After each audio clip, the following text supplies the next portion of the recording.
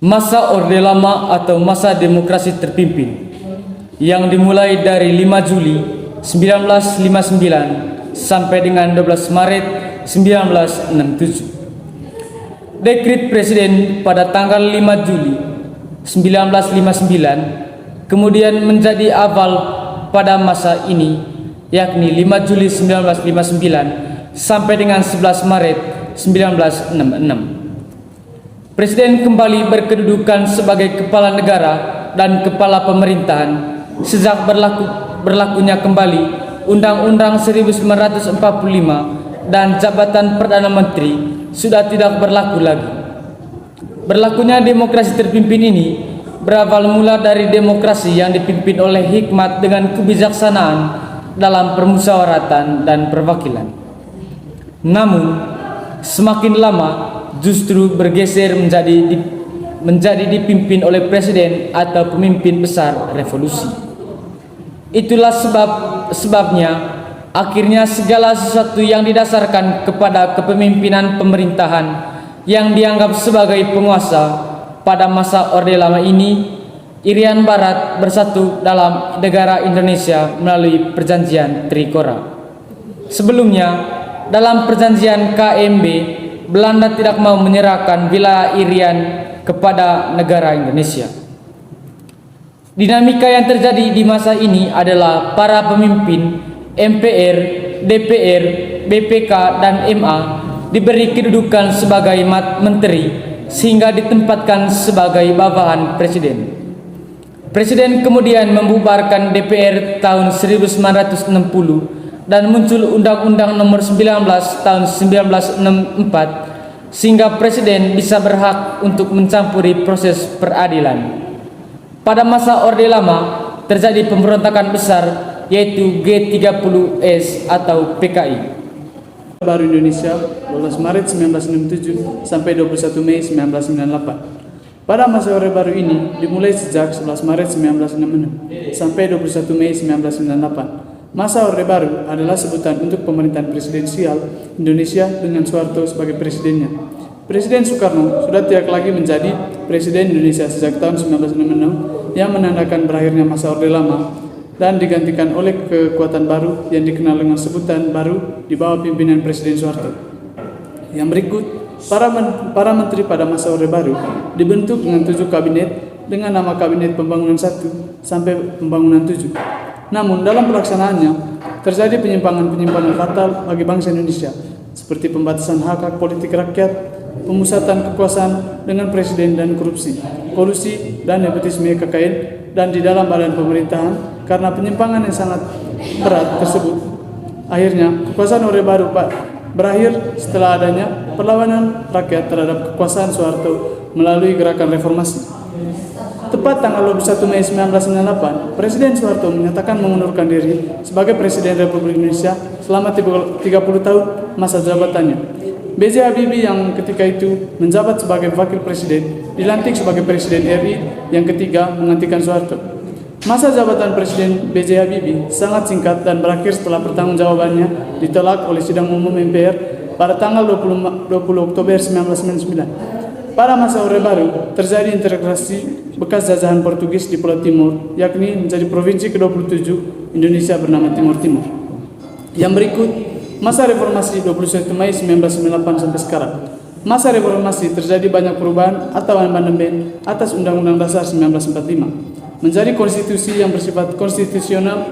Amandemen ini diharapkan dengan membentuk pemerintahan yang lebih baik dan stabil dari masa-masa sebelumnya. Amandemen UUD 1945 telah dilakukan oleh MPR sebanyak 4 kali, yakni pada tahun 1999, tahun 2000, 2001, dan 2002. Terima kasih. Masa reformasi 21 Mei 1998 sampai sekarang. Masa reformasi terjadi banyak perubahan atau amandemen atas Undang-Undang Dasar 1945 menjadi konstitusi yang bersifat konstitusional. Amandemen ini diharapkan dapat membentuk sistem pemerintahan yang lebih baik dan stabil daripada masa-masa sebelumnya.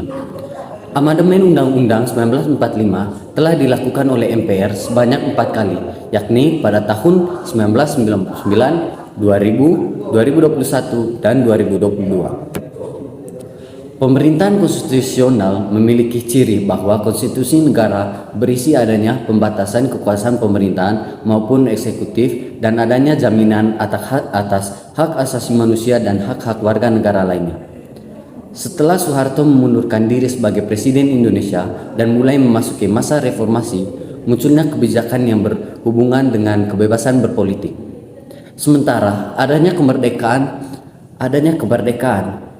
membentuk partai politik, terselenggaranya pemilu yang demokrasi dan otonomi daerah pada tahun 1999.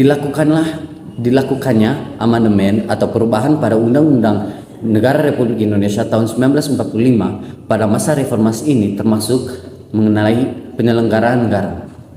Salah satu tujuan utama adalah agar kekuasaan presiden tidak disalahgunakan sehingga tercapai kondisi kenegaraan yang lebih stabil. Masa reformasi mengalami 5 kali pergantian presiden, yakni B.J. Habibie masa pemimpin 1998 sampai 1999, Abdurrahman Wahid masa pemimpin 1999 sampai 2001, Megawati Soekarno Putri masa pemimpinan 2001 sampai 2004, Susilo Bambang Yudhoyono masa pemimpin 2004 sampai 2014, dan Joko Widodo masa pemimpin 2004 sampai sekarang. Dilihat dari dinamika persatuan dan kesatuan bangsa di atas, ada kala persatuan dan kesatuan bangsa Indonesia begitu kukuh. Tetapi ada pula masa ketika dinamika persatuan dan kesatuan bangsa mendapat ujian ketika diharapkan oleh berbagai macam gerakan pemberontakan yang ingin memisahkan diri dari negara Republik Indonesia. Segala bentuk teori yang bisa dampak munculnya perpecahan dari kalangan masyarakat Indonesia sudah banyak terjadi dalam sejarah Indonesia hingga saat ini.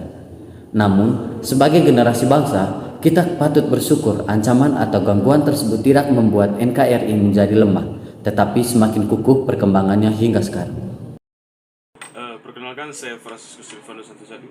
Sini saya akan menjelaskan mengenai dinamika persatuan kesatuan bangsa pada masa reformasi kemerdekaan. Setelah kemerdekaan, Indonesia tidak langsung terbebas dari gangguan penjajah. Masih banyak peristiwa-peristiwa yang terjadi setelahnya. Mulai dari Belanda yang ingin kembali menguasai Indonesia, diterapnya keamanan Jepang setelah kalah perang, hingga terjadi bentrok di berbagai daerah. Inilah dinamika persatuan dan kesatuan bangsa Indonesia masa reformasi, tepatnya pada 17 Agustus 1945 sampai 27 Desember 1949. Ketika Belanda ingin kembali menguasai Indonesia, tentu rakyat Indonesia tidak tinggal diam. Telah banyak dilakukan upaya yang dilakukan untuk menjaga dan mempertahankan kemerdekaan bangsa. Alasan Belanda ingin menyerang Indonesia kembali adalah karena menurutnya kemerdekaan Indonesia itu tidak sah. Padahal Indonesia telah memproklamasikan pada 17 Agustus 1945. Belanda lalu membantah kemerdekaan melalui agresi militer. Hal ini membuat munculnya kembali peperangan antara kedua negara, yaitu Indonesia dan Belanda. Sekian dan terima kasih. Faktor pendorong dalam dinamika persatuan dan kesatuan bangsa. Dalam perkembangannya, ada 3 faktor yang dapat mendorong dan memperkuat persatuan dan kesatuan negara. Kesatuan Republik Indonesia hingga sekarang. Ketiga faktor tersebut adalah bentuk pemersatu seluruh bangsa Indonesia yang bisa mempersatukan segala perbedaan dan keanekaragaman yang diwarnai kehidupan bangsa Indonesia. Mulai dari perbedaan suku bangsa, agama, bahasa, dan lainnya. Ini bisa dipersatukan dengan menjalankan nilai-nilai yang terdapat dalam ketiga faktor tersebut. Sehingga perbedaan-perbedaan tersebut justru bisa semakin memperkuat persatuan dan kesatuan NKRI. Berikut ini 3 faktor pendorong dalam dinamika persatuan dan kesatuan bangsa Indonesia. Yang pertama, Pancasila. Bangsa Indonesia memiliki Pancasila sebagai dasar negara dengan pandangan hidup bangsa, pemersatu bangsa, kepribadian bangsa, dan perjanjian luhur bangsa. Penerapan nilai-nilai Pancasila dalam kehidupan sehari-hari masyarakat Indonesia. Ini dapat menjadi faktor pendorong persatuan dan kesatuan bangsa dalam nilai Pancasila juga tidak hanya diperuntukkan bagi suku atau penganut agama tertentu saja, melainkan nilai-nilai Pancasila berlaku dan menjadi pedoman hidup rakyat Indonesia tanpa memandang perbedaan suku, bangsa, agama, budaya, dan bahasa. Faktor yang ketiga, Sumpah Pemuda. Pemuda Indonesia telah mengikrarkan Sumpah Pemuda pada 28 Oktober 1928 yang merupakan sumpah untuk menunjukkan tekad seluruh pemuda Indonesia yang memperjuangkan bangsa dalam melawan penjajahan demi mempersatukan seluruh rakyat Indonesia. Isi rumusan Sumpah Pemuda memiliki nilai utama yakni satu tanah air, satu bangsa, dan satu bahasa yakni Indonesia. Kehadiran Sumpah Pemuda kemudian menjadi sangat penting di tengah gempuran berbagai isu yang dapat memecah belahkan persatuan dan kesatuan bangsa Indonesia, bahkan sampai sekarang. Faktor yang ketiga yaitu Bhinneka Tunggal Ika. Pasti sudah tidak asing dengan semboyan Bhinneka Tunggal Ika yang sangat penting bagi bangsa Indonesia. Dengan beragam suku, bangsa, budaya, bahasa, dan agama, Bhinneka Tunggal Ika ini memiliki makna walau berbeda-beda tetapi tetap satu jua. Walaupun negara Indonesia dalam bentuk negara yang majemuk dan multikultural, namun tetap tidak terpecah belah, yakni bersatu demi keutuhan NKRI. Faktor penghambat dalam dinamika persatuan dan kesatuan bangsa. Selain ada faktor pendorong, ada pula faktor yang dapat menghambat persatuan dan kesatuan bangsa Indonesia. Berikut faktor penghambat persatuan dan kesatuan bangsa Indonesia. Yang pertama, kebinekaan atau keragaman pada masyarakat Indonesia yang tidak diiringi oleh sikap saling menghargai, menghormati, dan toleransi yang telah menjadi karakter khas masyarakat Indonesia. Hal ini bisa saja terjadi, perbedaan terdapat yang lepas kendali, adanya perasaan kedaerahan yang berlebihan, sehingga bisa memicu terjadinya konflik antar daerah atau antar suku bangsa. Yang kedua, letak geografis Indonesia yang terdiri dari pulau-pulau dan kepulauan memiliki karakteristik yang berbeda-beda, sehingga berpotensi untuk memisahkan diri. Setelah dinamika persatuan dan kesatuan bangsa Indonesia sejak masa demokrasi Orde Lama sampai dengan sekarang atau kita sebut dengan masa reformasi. Jadi, dalam penjelasan yang sudah dijelaskan oleh teman-teman sebelumnya, kami menjelaskan semua dinamika persatuan dan kesatuan bangsa Indonesia dari masa Orde Lama hingga masa reformasi atau masa sekarang atau saat ini. Sekian penjelasan dari kelompok kami. Mohon maaf bila ada salah kata atau penjelasan yang kurang berkenan. Sekian dan terima kasih.